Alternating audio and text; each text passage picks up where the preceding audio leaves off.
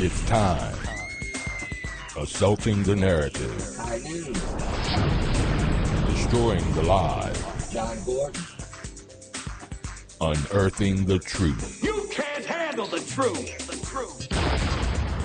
Live from West Palm Beach, Florida. Heard coast to coast and all around the world. High Noon with John Gordon. Welcome, everyone. This is John Gordon. You're listening to The Truth. We've got former Secretary of the Commerce, Wilbur Ross, as our guest today. He'll be on at about 12:20, so you don't want to miss that interview. I know that you're going to enjoy it. And we're going to take a deep dive now into the antics of none other than Fani Willis, who won re-election this week by a staggering victory over her opponent. And it just reinforces the notion that, for me, that the voters are completely uninformed, or they just don't care, and that race is more important than ethics. It is astounding to me and so discouraging to me. I just don't know what the end game is. But a whistleblower appeared before the Georgia State Senate committee investigating Fani Willis. And here's what she had to say. Amanda Timpson.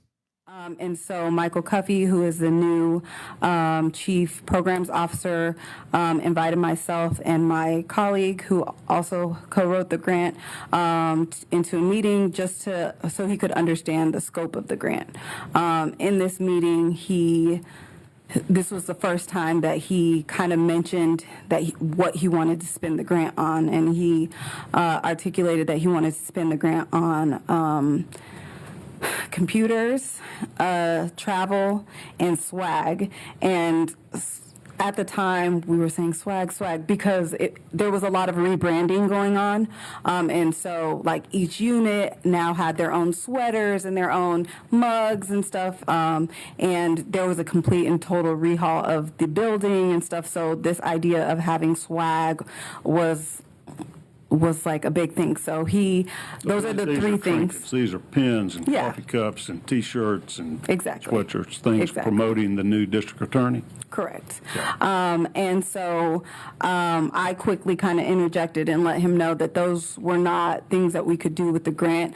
At that point, it seemed as if he hadn't read the grant narrative, and so I just wanted to educate him. I was a bit concerned, but at that point, it was the first time I had heard of it. I just tried to kind of set him straight and tell him, like, oh, we can't do that. It's really specific, and it's specific to programming. We can't buy any equipment. And that was a huge thing, because in the grant narrative, in the grant budget, it says specifically no equipment.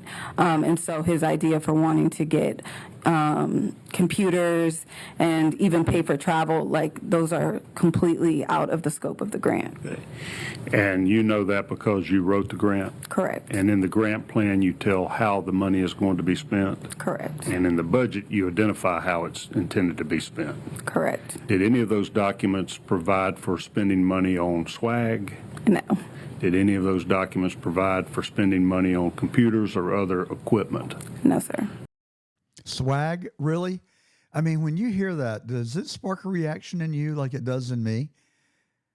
I mean, it just infuriates me. I work hard. I work really hard. And I obey the law. I have no points on my driver's license. It's the only time I've ever had an encounter with the police is when I've been driving over the speed limit. And somewhere around the age of 50, I think, I got 15 points on my driver's license. Uh-oh. So I had to go to court. And 15 points is that magical number where you lose your driver's license. And so I hired a lawyer, just a really good guy. And I walked into the courthouse in it's not Duluth. What's the little town where the GM plant used to be? I'm having a moment. I have a few moments these days. But you know where I'm talking about, right on 285 and Peachtree Industrial. And it's a speed trap. They've got 1 mile of interstate on 285. And it was Saturday morning. There was me and 2 other people on the road. It's not an excuse. I'm just setting the scene. I'm not making an excuse for my law-breaking behavior. But yeah, I was going probably 80 miles an hour in a 65. And I looked up and there's the police. There's the popo. And I'm like, oh, shoot. I'm in trouble. So I pulled over. I got a ticket. And then I called this lawyer that I know that used to be a municipal court judge. And so I went to the courthouse and I met him there. And Jackie Patterson. I don't know if any of you know Jackie Patterson in our Atlanta market. Jackie has represented some very famous, been involved in some very famous cases. But he was a motorcycle cop. Then he became a magistrate judge, and then he became a state court judge. And Jackie is just one of the most enthusiastic, really nice people that I've ever known. I really love this guy as a brother. And so I walk in the courthouse, and he's there greeting me, and he said, "Oh, John," he said, "we got your worst nightmare." I said, "What do you mean?" He said, "Well, we've got what you call a conscientious bureaucrat, and he's looked up your driver record and sees that you have got a string of speeding tickets, and he wants blood." And I said, "Oh, gosh, what does that mean?" He said, "Well, he wants to suspend your driver's license for 6 months or a year, I can't remember, and for you to pay a $5,000 fine." I said, "Well, Jackie, you've got to go in there and work your magic. That's not what I paid you for. You've got to do something." So he went back in and talked to the conscientious bureaucrat and came back out and said, "Okay, John, here's the deal, $500, and you have to go to a defensive driver's course." I said, "Okay, I'll take the deal."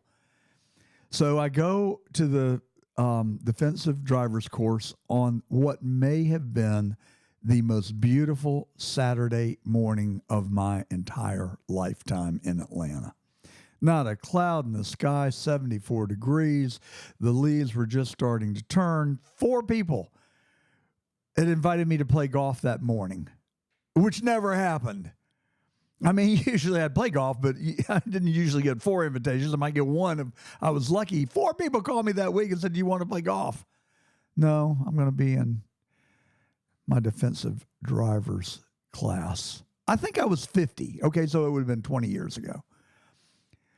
The second oldest person in the defensive driver's course, I think, was like 22 years old.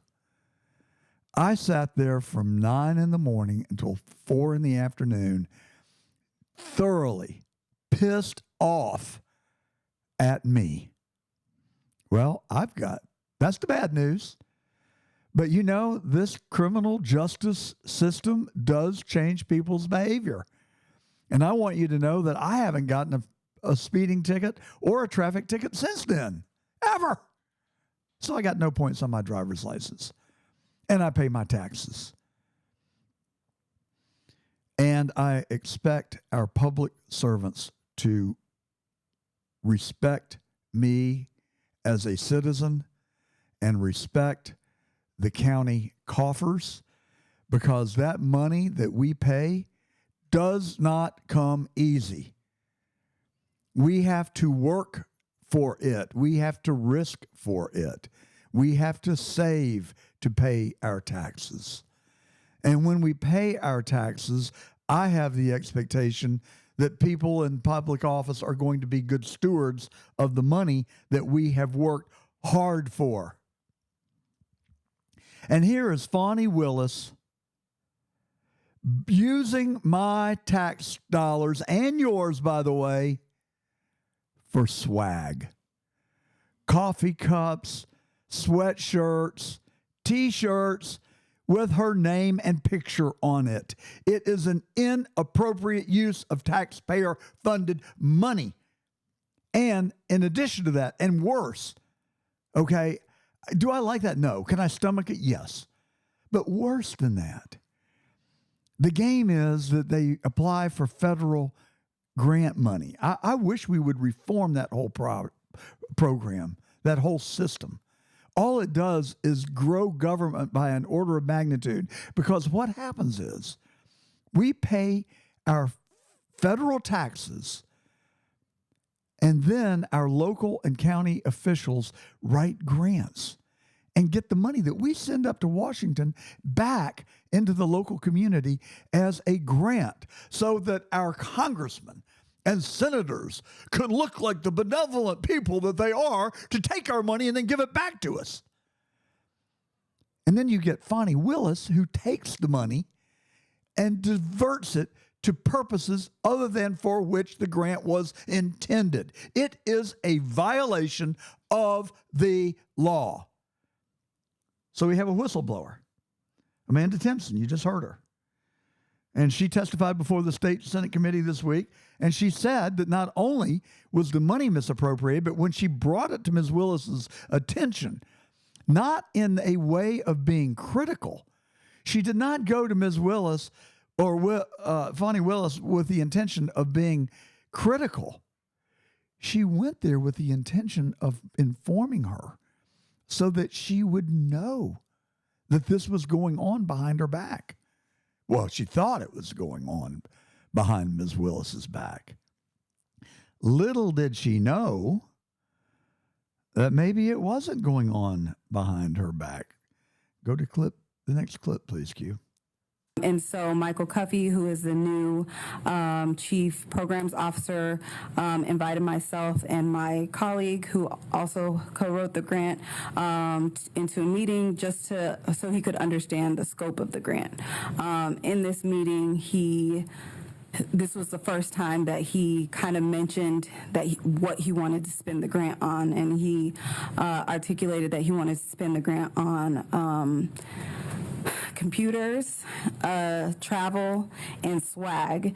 And at the time, we were saying swag, because there was a lot of rebranding going on. And so, like, each unit now had their own sweaters and their own mugs and stuff. And there was a complete and total rehaul of the building and stuff. So this idea of having swag was like a big thing. So those are the three things. These are pins and coffee cups and T-shirts and sweatshirts, things promoting the new district attorney? Correct. And so I quickly kind of interjected and let him know that those were not things that we could do with the grant. At that point, it seemed as if he hadn't read the grant narrative, and so I just wanted to educate him. I was a bit concerned, but at that point, it was the first time I had heard of it. I just tried to kind of set him straight and tell him, like, oh, we can't do that. It's really specific, and it's specific to programming. We can't buy any equipment. And that was a huge thing, because in the grant narrative, in the grant budget, it says specifically no equipment. And so his idea for wanting to get computers and even pay for travel, like, those are completely out of the scope of the grant. Okay. And you know that because you wrote the grant? Correct. And in the grant plan, you tell how the money is going to be spent? Correct. And in the budget, you identify how it's intended to be spent? Correct. Did any of those documents provide for spending money on swag? No. Did any of those documents provide for spending money on computers or other equipment? No, sir. So there you have it. Not only did they misappropriate the money, but they did it knowingly and intentionally. I think that they should be prosecuted. I really do. I honestly believe they should be prosecuted for an intentional violation of federal law. They have destroyed the public trust. But 77% of Fulton County voted her in as the Democratic nominee for district attorney in Fulton County just this past week. It is so offensive to me and so frustrating, it just leaves me speechless. Here's what the chairman of the State Senate Committee had to say about it. She said as recently as this morning that nobody is above the law. She's saying that out of one side of her mouth, and out of the other side, she's saying, I am above the law. Yeah, she's above the law. That's all. That's exactly what she is saying. And then she had an interview with MSNBS the other day. And, I feel so bad for her. I feel so bad for her. She is now the victim. Here's what she had to say. Here's Ms. Apparently, Willis. we now need Daddy to tell us how to do our job.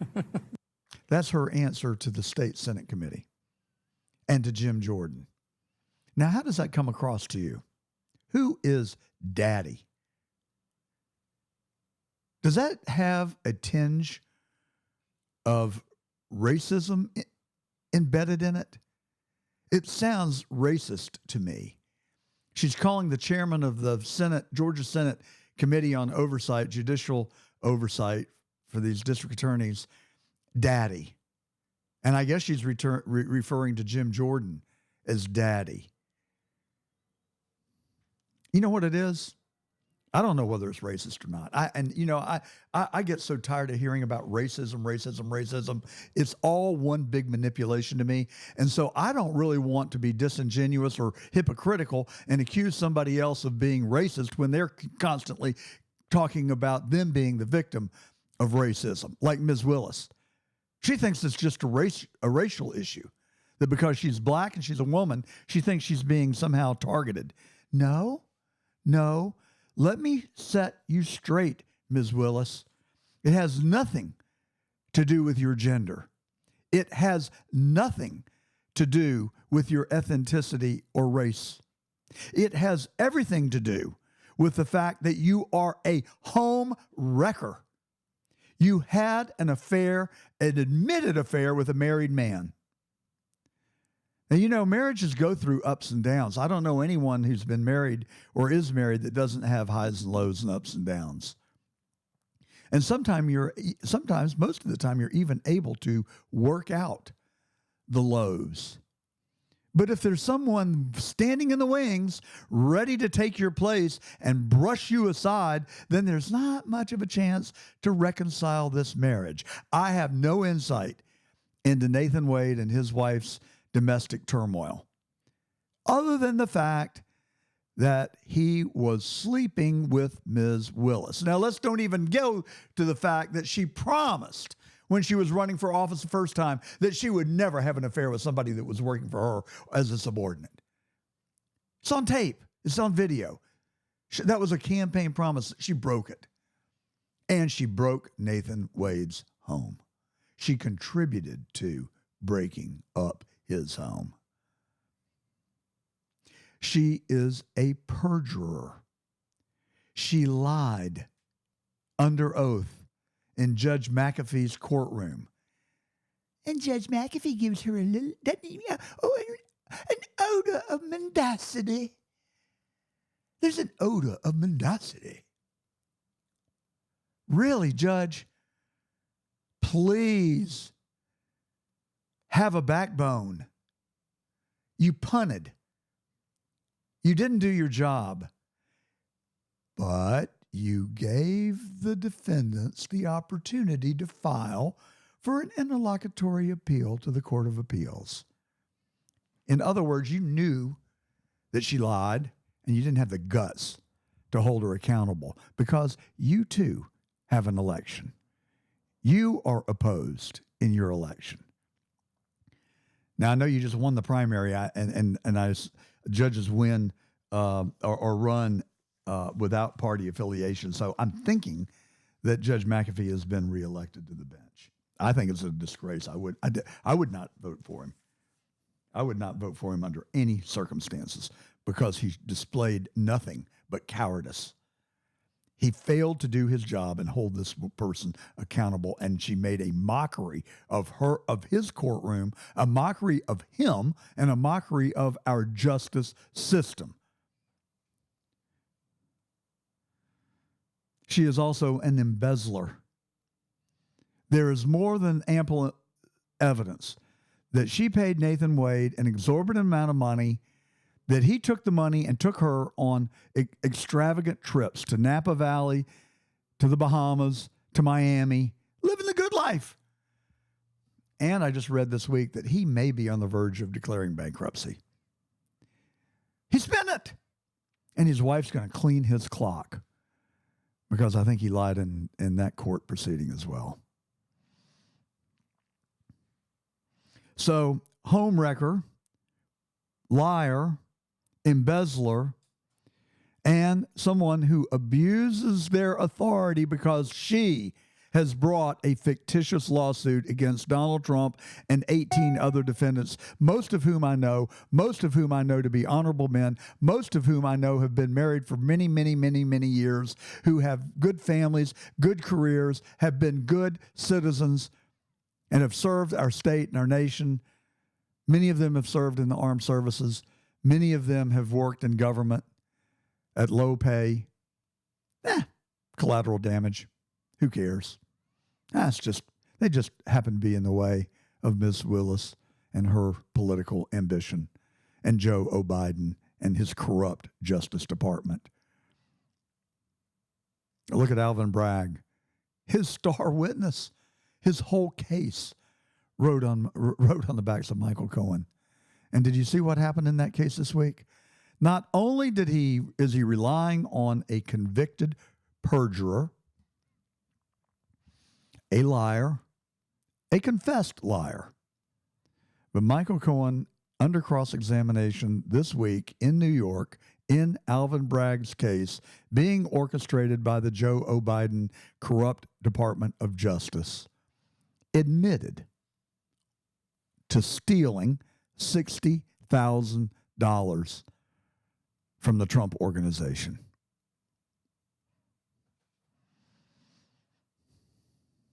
$60,000. So add thief to the list. Stormy Daniels came into court 3 weeks ago and admitted that she had made millions off of Donald Trump, and as much as said that she was continuing to make money, and that's why she was in court. It wasn't out of moral outrage. It wasn't because she was a victim. And I did say last week, folks, if you missed it, that I was reversing my earlier judgment, which we shouldn't do, causes me to learn a lesson. I made the statement, and nobody's called me out on it. This is my conscience talking. This isn't the result of blowback. This is just me telling the truth, and that's what I want to bring you every Saturday at high noon. I want to bring you the truth. Well, that requires me to be truthful. And I said, yeah, I think Donald Trump probably had a romantic relationship with Stormy Daniels. Now I've changed my mind. He denies it. Stormy Daniels in 2018 denied it twice in writing. And Michael Cohen, we now know in a email memorandum, said that he did not believe that there was a romantic relationship between Trump and Stormy Daniels. So there's actually just no evidence of it. There is no credible evidence that Donald Trump slept with Stormy Daniels. Mr. President, I apologize. I made a mistake because a friend of mine said, well, you know he slept with Stormy Daniels. And I sort of went with it. I said, yeah, of course he did. Wrong. I don't think he did. There's no credible evidence after having listened to Stormy Daniels, listened to Cohen, listened to the evidence, listened to the people who were close to the case pontificate about what they actually know as fact. I just don't think there's credible evidence of a romantic relationship. The only evidence is that Stormy Daniels sold her story for hundreds of thousands of dollars. And she found a gravy train, and now she wants to keep riding it. And the only way that she can ride it is to be a witness in Alvin Bragg's persecution of Donald Trump. So there. So there. Now you have it. That's what I think. And so, as reported a few weeks ago, I said, what if? And I do believe in karma. I really do. And I do believe that truth has a very unique way of working itself out. That truth eventually emerges. So I just said, about a month ago or 6 weeks ago, I said, what if Donald Trump, stuck in New York, under a court order to be in the courtroom instead of out campaigning. What if he would make stops on the way into work and on the way out of work? I mean, work, being in the courtroom. What if he would go make campaign appearances? What if he started campaigning in New York? The worst thing that's going to happen is he would get media coverage. Boy, has he gotten media coverage. And probably raise some pretty serious bucks for the campaign. And maybe even put New York in play. Oh, don't you love it? Oh, don't you love it? Revenge, revenge, oh sweet, how sweet is revenge. Because he went to the Bronx day before yesterday. The Bronx, one of the boroughs of the city of New York, where the persecution is taking place. The Bronx has a population of 1,379,000 people. 3.9% are Asian. 28% are Black. 56% are Hispanic. And 8% are white. And the median income is $20,000. It is as dark blue as you can get. I think 85% voted for Biden in 2020. And boy, it sure didn't feel that way 2 days ago in the Bronx. When Donald Trump went there and held a rally, there were 25,000 people either in the venue or trying to get in. And you know what AOC said? I swear, it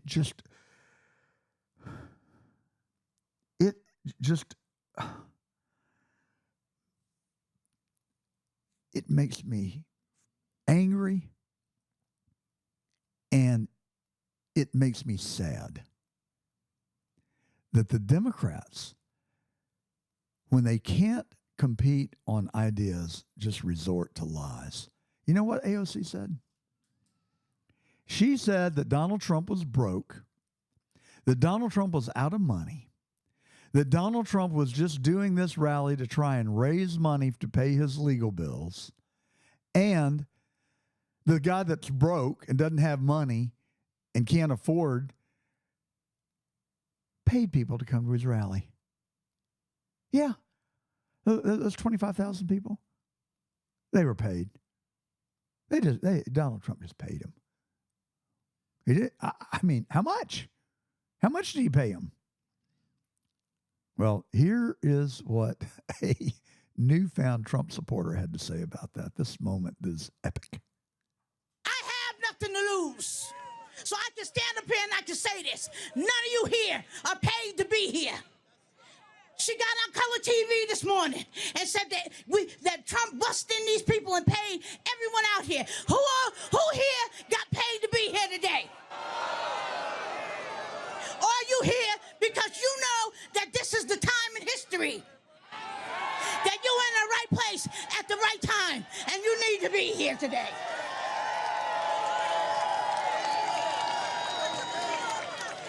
We don't want the Republicans to take our vote for granted like the Democrats did for 50 years. Boy, oh boy, oh boy. There were no buses seen at the rally. Nobody was bussed in there. There were not one person admitted to having been paid. And the fact of the matter is that crowd was as enthusiastic as you can get.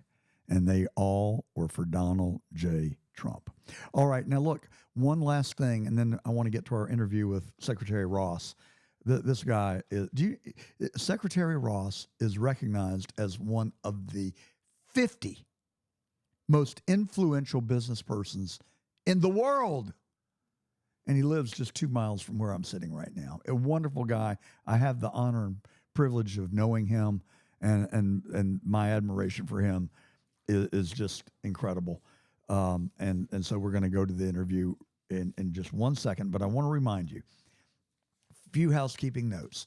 You can watch us on Getter every Saturday, getter.com. gethard.com and log on there. You have to register. It's not a big deal. Nobody's going to email you or pester you, but they would like you to register with an email. And then you can watch us and you can interact with us on gethard.com every Saturday at noon. You can also follow us on X at John Gordon Truth. You can watch us, interact with us on Facebook, at rumble.com, youtube.com, and Patreon. So if you like the show, I would just like to ask you one small, teeny little favor. Please go on there and subscribe on one or more of those platforms: Getter, Rumble, X, Facebook, YouTube, Patreon. You can subscribe. It'll take you about 2 seconds on each one. And then we move up in the algorithm. We get more viewers, we get better reach, and we get to talk to more people every Saturday. Of course, we're on the John Fredericks Media Network in Atlanta, Richmond, Norfolk, Nashville, Pittsburgh, Philadelphia, and the state of West Virginia. Welcome to all of our radio listeners, as always. And last week we had on Brant Frost. It was probably one of the most listened to broadcasts that we have. And folks, I love to hear from our listeners, and thank you to each of you who chose to take the time and write emails to me. I have not gotten as many emails since we've done this show as I did this week, and I would like to hear from you as well. Email johngordontruth@gmail.com, and I will read every email and I will respond to every email. And that, ladies and gentlemen, is the truth. Now here is our interview with our special guest today, the former Secretary of Commerce, the Honorable Wilbur Ross. Today we are honored to have the former Secretary of Commerce under the Trump administration, the Honorable Wilbur Ross, is our guest today. Secretary Ross, welcome to The Truth. Thank you for having me on, John. It is an honor and a privilege to be in your midst, as always. Tell us a little bit about, I read your bio, and if I were to read your bio, there would be no time left for the interview. So I'm going to skip reading it, but invite you to tell us about your early life. You have lived the American dream as well as anyone I know.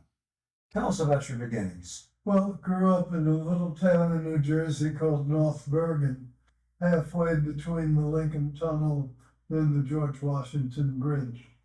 My father was a local lawyer, local elected official, and my mother was a third grade school teacher at the public school that I attended. Well, in those days, being a public school teacher was a real position of esteem and a real service. I remember every teacher I ever had. Yeah. Mostly fondly. Well, in those days, it was interesting. The union dues, the teachers were unionized just as they are now.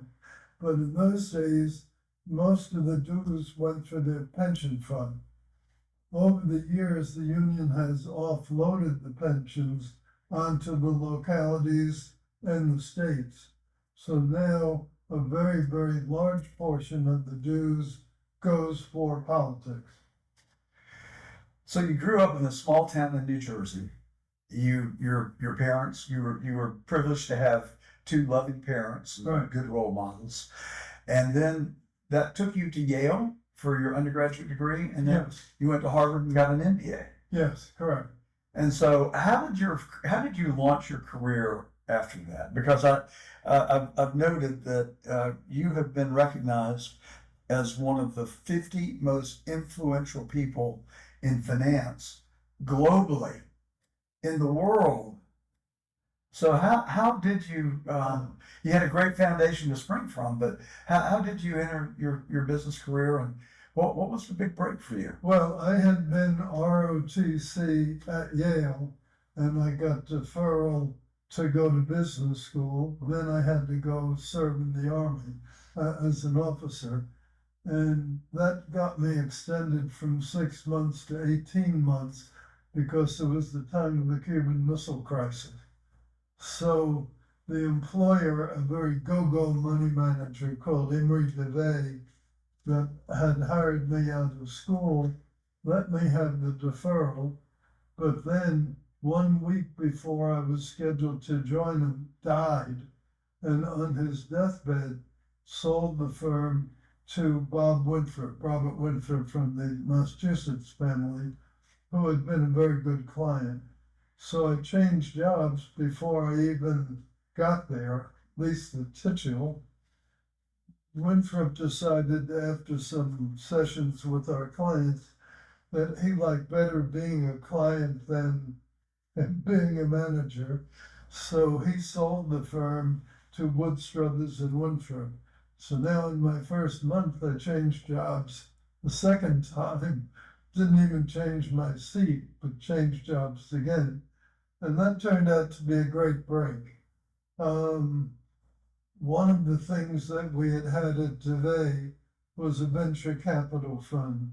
Wood Struthers, a very conservative firm, didn't want that. So they fired the people and made me an officer of it. And my task for the next 2 years was to get them out of the fund.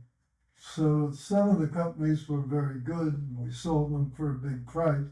A lot of them needed workout, and that's where I first learned a little bit about how you do distress workouts. So it was a horrible beginning in that it was kind of frightening to have all that change in the beginning, but it turned out to be a very good launching pad. So for our audience, you were instrumental in the reorganization and the restructuring of Pan Am, TWA, Texaco. Right. These are some big names and iconic names in Yes. American business. Yes. What a phenomenal career. Well, So the thing that as I was reading about your experiences, you took on some very big risk. I mean, if I understand it correctly, you would identify a company that was in trouble, and then you would go and buy a controlling interest, or maybe all of it, I'm not sure, no. and then turn the company around.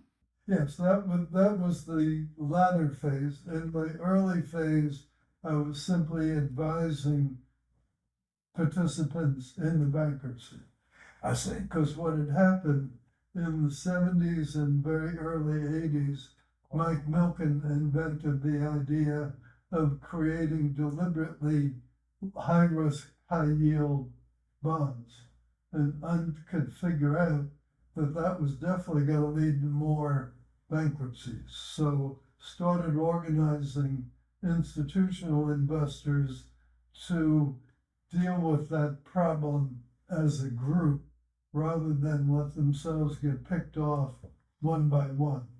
But the question that kept coming back to my mind was that when you talk about restructuring business companies as large as these, they have some really smart people working there. Sure. How could you develop a vision that would make this company sustainable when the current management was unable to do so? Well, as companies have protracted problems, they generally develop what I would call a loser's mentality. And when you go talk to them about, well, what's the nature of your problems, they always point to some external factor. Class action litigants, the union, the Chinese, whatever, rather than focusing on what they can fix, what's within their own domain. So that's one thing, is simply changing the attitude and looking at it with new eyes. The second thing, most of the times when people go bad, it's because they overexpanded using debt as the financing. Once that has crystallized and made them a bankrupt company, very hard for them to admit that that big decision was really grievously wrong and has to be reversed. So often it's more a question of peeling away bits of the onion that never should have been there, and getting back to an original core. Now, not every business is fixable, but an awful lot of them are. Did you ever buy any that you determined were not fixable? Did you take a bath? Some had to liquidate. Drexel Burnham itself was not fixable. financial service companies are very, very fragile businesses because they totally depend on investors being confident in them. So when Drexel went bad as a result of too many defaults in its junk bond portfolio, it was pretty clear it would have to be liquidated. Problem was, most of the securities that were in its multi-billion-dollar portfolio were securities where it was the main market maker. So now you no longer had the principal market maker, and that had very bad implications for the values. So we had to figure out a way to keep an entity alive for long enough to let the bonds work out and find a decent level. So once in a while, as in the Drexel case, they're just not fixable. So what was your crowning achievement? What was the best, when you look back over your career, what are you most proud of in terms of financial result? The best deal was when I bought the business I had founded from Rothschild. I worked for the Rothschild family for over 25 years. And that's where I did most of the restructuring advisory work. I was in charge of global restructurings for the Rothschild Group. So in the latter part of the 25 years, decided also to start a fund called the Rothschild Recovery Fund, which would invest in distressed companies, mostly in ones that we were not wanting to be the advisor, because you couldn't be both the advisor and an investor. That would be conflicts.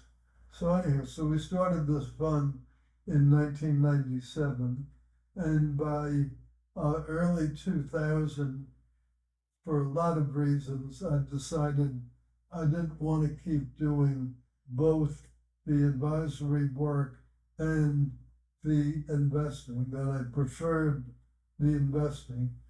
So I arranged to buy the business from Rothschild. I had already owned a third of it, my team owned a third, and they owned a third. So it was really just buying out their third.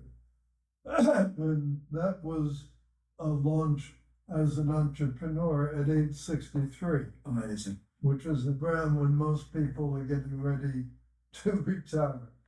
But this was the opposite of retirement. So the entire team joined me. We obviously had to change the name. We couldn't use the Rothschild name.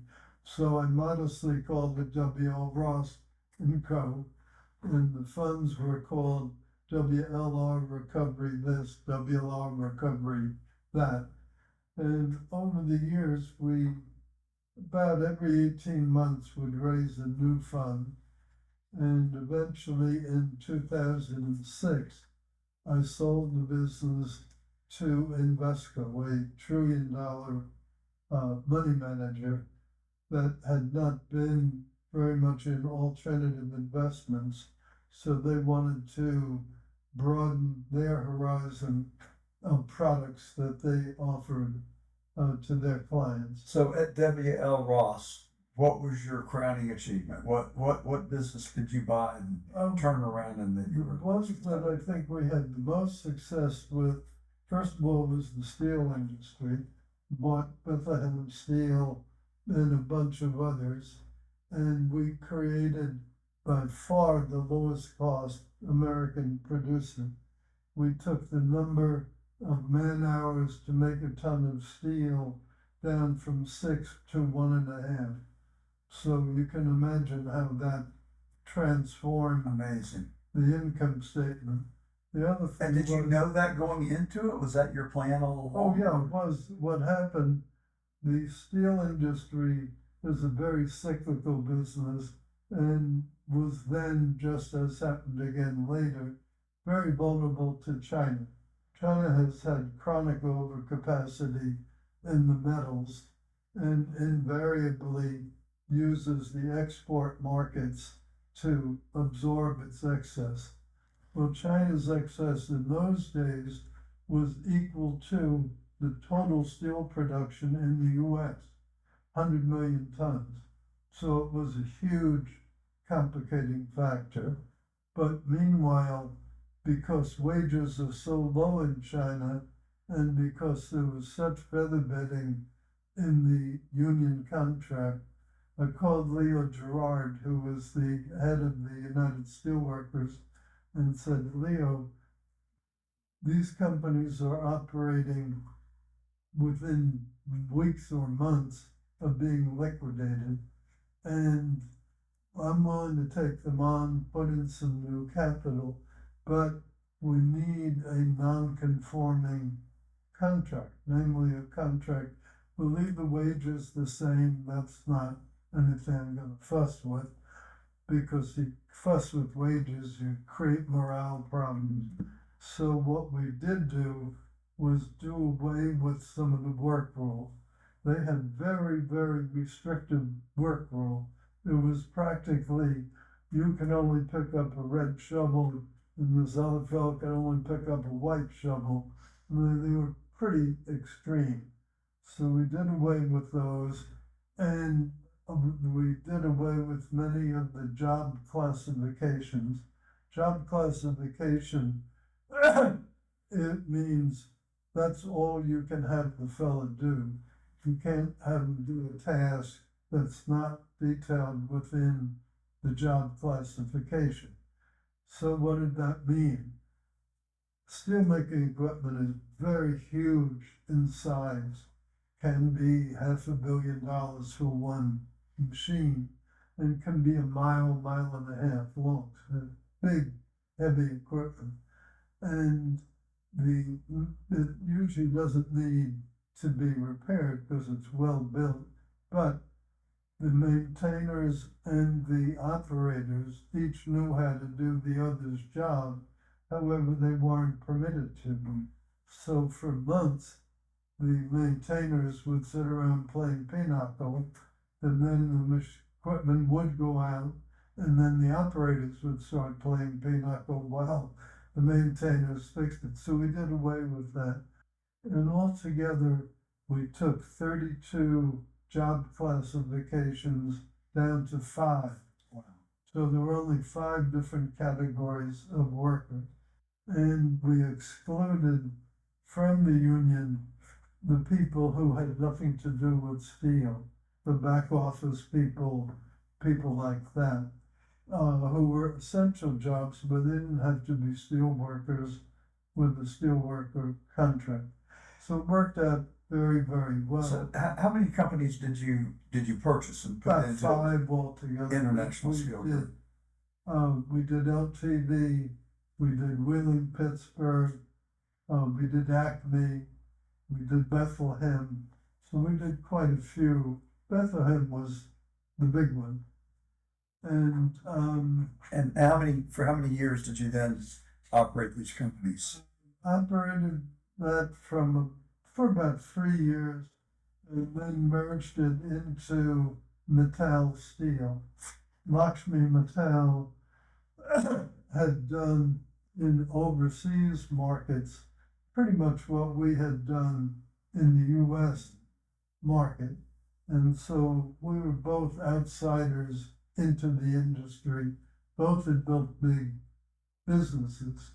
And we put the two together. Now we're the world's biggest steel company, except we had one missing link, which was Western Europe. So we then bought Arcelor, and that made ArcelorMittal, and then we were the main company. So are you following AI and robotics? Sure. Oh, absolutely. And do you have a sense of what that might do to the labor market and to the global economy? It reminds me of 19th century England when you had the Luddites. That was when the Brits were automating the textile industry. At that point, textiles were a gigantic industry in England. and the Luddites were afraid of losing their jobs. So they would go around to factories at night and destroy the equipment. Well, it turned out to be a wrong idea. The net effect of automation, the net effect of increasing productivity has always been it ultimately creates more jobs than are lost. The definition of the jobs is what changes. Think about it. When electronic data processing came in, people were afraid of the same thing. My God, there'll be no more clerical workers. Well, there are now more than there ever were. It's just now they do coding, they do other tasks. It's a different kind of labor, a higher intellectual value added. And I think that's what will be the ultimate outcome of AI. So we're talking to Secretary Wilbur Ross, who is an American entrepreneur and business person. And he also served in President Trump's cabinet, which we're going to get to in just a moment. But he has authored a new book called Risk and Returns, Creating Success in Business and Life. So that is available on Amazon starting in August. No, it's available on Amazon right now. But it will be delivered. I have ordered my copy. And it'll be delivered September 10th. So what advice would you have for young people starting out today? You know, this world is a lot different than the one I grew up in. And I have 3 sons, and I watch them as they're trying to get a foothold. And the traditional paths of going to work for a company, learning a craft, learning a skill set, and then building your career based on that, seems to have, the model has changed. And I watch a lot of young men really struggling and getting their career going and launch. If you were a young man today, how would you do it? Well, I think several things. First of all, I think young people have to realize the only person who ultimately can hold them back in their career is themselves. And it's time to come out of the safe room, work hard, take a few risks, and try to turn hurdles into opportunities. Too many people now, I think because of some failures in the school system, which is probably a different topic we should talk about, but in any event, I think we are creating a generation of people with very, very fragile personalities. Some adversity comes and they run to a safe room and hide. That's not the way to do it. I totally agree with you. I remember growing up as a kid, life was hard. And my dad served in World War II, and all of his relatives were farmers.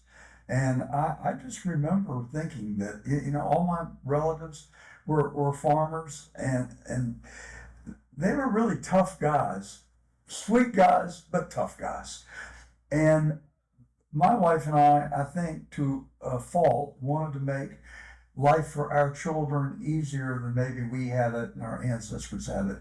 I'm not sure it works. I don't think you can protect people from life. No, you can't. And I think the other problem is we're not teaching kids the same fundamentals that we used to. When I was in public school and grammar school, reading, writing, and arithmetic, and history and geography, all those very fundamental things were the curriculum. There wasn't all this sociological experimentation. There wasn't a whole lot of stuff that has now come in. And as a result, it used to be the American educational system was a model for the whole world. Now, in many categories, we're 30th in the whole world. 30th. How can you be the #1 country going forward if you're 30th in educational standing and fundamentals? Well, I would predict that we won't be. And that leads us to the next chapter, and that is your life in public service. Yeah. How did you get the call? Well, strangely, I started out life as a Democrat. My mother was a Democratic County Committee woman in New Jersey for, I guess, our whole adult life. And my father was a local elected official. So when I first started working in New York, I naturally gravitated toward Democratic politics. And in fact, when I was 29, I became the treasurer of the New York State Democratic Committee. So I was quite involved in the... You were a credentialed Democrat. Well, I don't know about credentials. Credentials are a tricky word nowadays. So what changed your mind? Well, over time, I think what really happened is the Democratic Party that existed then is not the Democratic Party that exists today. It's gotten off into a lot of directions that I totally disagree with. And principally, the direction that they had seemed to be taking is the solution to all problems is government. I don't feel that way. I feel instead that the cause of a lot of problems is actually government. So I think their whole bias toward only looking at governmental solutions is simply wrong. So how did you get the call from President Trump to be Congress Secretary? What led you to that? Well, one of the big bankruptcies that we did when I was doing the advisory side was the Trump Taj Mahal bankruptcy. Merrill Lynch and Bear Stearns had underwritten $800 million of bonds for the construction of the Taj Mahal in Atlantic City. Their client was Donald Trump. He was the main partner in the venture, and it had enormous cost overruns, and in fact never paid a coupon. As you know, in public bonds, coupons are payable every 6 months. Well, they never paid the first coupon, so the bondholders hired me to be their advisor to try to straighten this out and get them recovery. And so that's when I met Donald Trump. So it was under very adverse circumstances, but we developed a very healthy respect for each other. And interestingly, at the time, the biggest bondholder was Carl Icahn, and both Carl and I came out of it sufficiently impressed with Trump that we later supported him in his presidential candidacy. So it started from an adversarial position, became one of a degree of respect, and then active participation in his campaign. I wrote quite a few editorials during his campaign and had quite a few debates at left-wing think tanks, public debates with the other side. My big interest was in the commercial aspects of it, of government and of the economy. So that was what ultimately led them to select me. So you were talking about paying the coupon on the bonds for the Taj Mahal. And as you were talking about that, the thought raced into my brain that I worry about our ability as a country to pay the coupon on U.S. Treasuries. I had breakfast with the president of the Atlanta Federal Reserve a few years ago, and I asked him about the national debt, and my concern was that there seems to be no resolve to stop the absurd, out-of-control spending, then or now. And what he said to me was, don't worry, as long as the national debt does not exceed 75% of GDP, we'll be fine. And that was about 10 years ago. And correct me if I'm wrong, but I think the national debt today is like 113% Yes. of our GDP. Right, it exceeds the GDP. So you're a bankruptcy specialist. You're an economist. Are we in trouble? And when do we get to the tipping point? Well, there's an old saying about bankruptcy. How long does it take bankruptcy to develop? And it goes very, very slowly at first, and then it happens all of a sudden. The key is no government actually ever really repays its debt. There's no government in the world. Almost every government operates at a deficit. And that's been true. I think anybody who describes himself or herself as being self-made is flattering themselves. Everybody has had help on the way up. It's a question of how do you get people to help you? How do you benefit from the knowledge that they have and the relationships that they have? But mostly in my case, it's been as you face obstacles, how do you overcome them and how do you turn them into opportunities? And sometimes it works, sometimes it doesn't work. But that's the other thing.